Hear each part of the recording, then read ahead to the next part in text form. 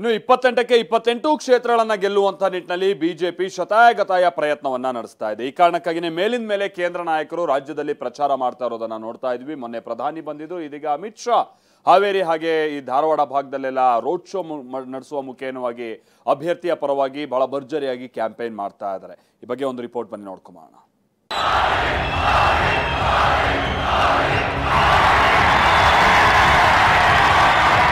ಇವತ್ತು ಕರ್ನಾಟಕದಲ್ಲಿ 28ಕ್ಕೆ 28 ಲೋಕಸಭಾ ಕ್ಷೇತ್ರ ಗೆಲ್ಲಬೇಕು ಅನ್ನೋ ನಮ್ಮ ಸಂಕಲ್ಪ ಏನಿದೆ ಅದರಲ್ಲಿ ಯಶಸ್ವಿ ಆಗ್ತದೆ.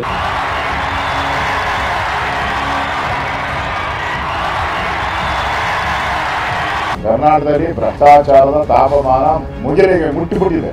ಎಂಥ ಸುಳ್ಳು ಹೇಳ್ತಿದ್ರಿ ಬಿಜೆಪಿಯವರು.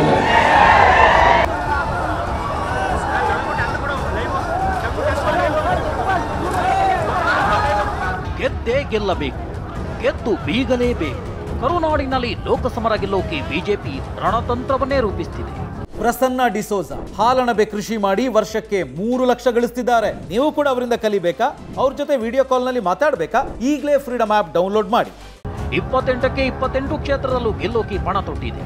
ಈಗಾಗಲೇ ಮೊದಲನೇ ಹಂತದ ಮತದಾನ ನಡೆದಿದ್ದು, ಎರಡನೇ ಹಂತದ ಮತಯುದ್ಧಕ್ಕೆ ಕೆಲವೇ ದಿನಗಳಷ್ಟೇ ಬಾಕಿ ಇದೆ.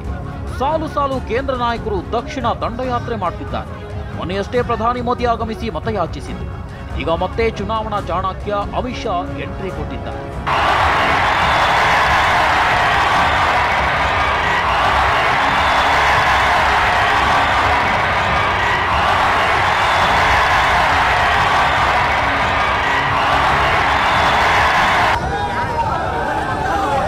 ಹುಬ್ಬಳ್ಳಿ ಏರ್ಪೋರ್ಟ್ಗೆ ಆಗಮಿಸಿದ್ದ ಅಮಿತ್ ಶಾ ಹಾವೇರಿ ಬಿಜೆಪಿ ಅಭ್ಯರ್ಥಿ ಬಸವರಾಜ ಬೊಮ್ಮಾಯಿ ಪರ ರೋಡ್ ಶೋ ನಡೆಸಿದ್ರು. ರಾಣಿಬೆನ್ನೂರಿನ ಕಲಬುರಗಿ ಕ್ರಾಸ್ನಿಂದ ಅಶೋಕ ವೃತ್ತದವರೆಗೆ ಅಮಿತ್ ಶಾ ರೋಡ್ ಶೋ ನಡೆಸಿದ್ರು.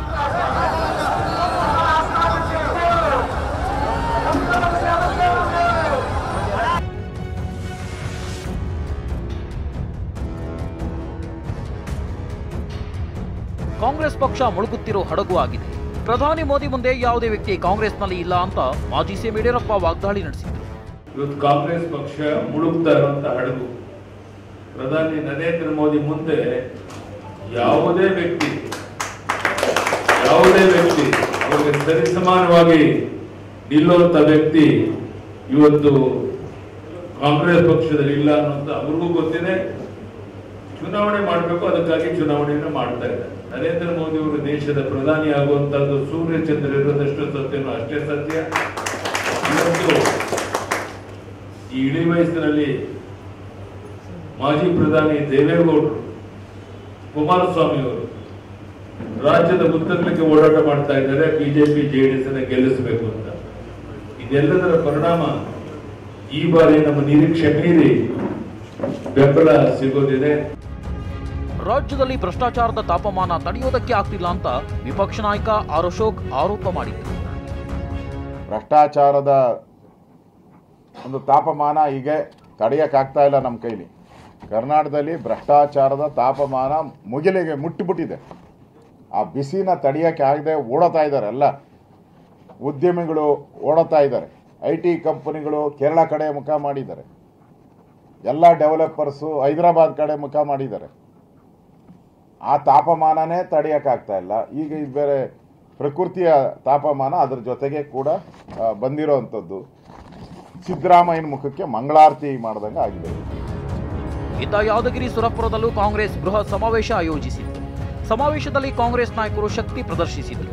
ಎಸಿಸಿ ಅಧ್ಯಕ್ಷ Mallikarjun Kharge, CM Siddaramaiah, DCM DK Shivakumar ಸೇರಿದಂತೆ ಹಲವು ನಾಯಕರು ಭಾಗಿಯಾದರು. ಸಮಾವೇಶದಲ್ಲಿ ಸಿಎಂ ಸಿದ್ದರಾಮಯ್ಯ ಆರೋಪಗಳ ಸುರಿಮಳೆಯನ್ನೇ ಸುರಿಸಿದ್ರು. ಬಿಜೆಪಿಯವರು ಸುಳ್ಳು ಹೇಳುವ ಫ್ಯಾಕ್ಟರಿ ಅಂತ ಕಿಡಿಕಾರಿದ್ರು. ಡಿಸಿಎಂ ಡಿಕೆ ಶಿವಕುಮಾರ್ ಅಂತೂ ಮೋದಿ ದುಡ್ಡು ಹಾಕ್ತೀನಿ ಅಂದಿದ್ರು, ಹಾಕಿದ್ರಾ ಅಂತ ಕಿಡಿಕಾರಿದ್ರು. ಎಂಥ ಸುಳ್ಳು ಹೇಳ್ತಿರ್ರಿ ಬಿಜೆಪಿಯವರು.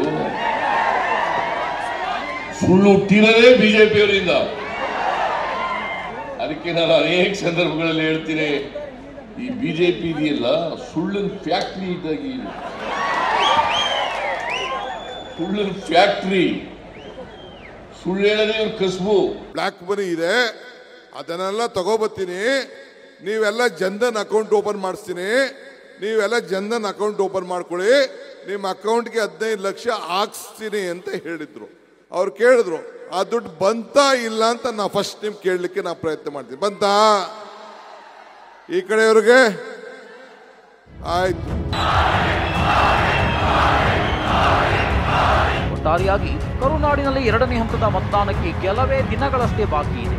ಕೇಂದ್ರ ನಾಯಕರು ರಾಜ್ಯಕ್ಕೆ ಆಗಮಿಸಿ ಮತಬೇಟೆಗಿಳಿದಿದ್ದಾರೆ. ಕಾಂಗ್ರೆಸ್ ವಿರುದ್ಧ ಆರೋಪಗಳ ಸುರಿಮಾಳೆಯನ್ನೇ ಸುರಿಸಿದ್ದಾರೆ. ಮುಂದೆ ಅದೆಷ್ಟರ ಮಟ್ಟಿಗೆ ವರ್ಕೌಟ್ ಆಗುತ್ತೆ ಅನ್ನೋದು ಕಾದು ನೋಡಬೇಕಿದೆ.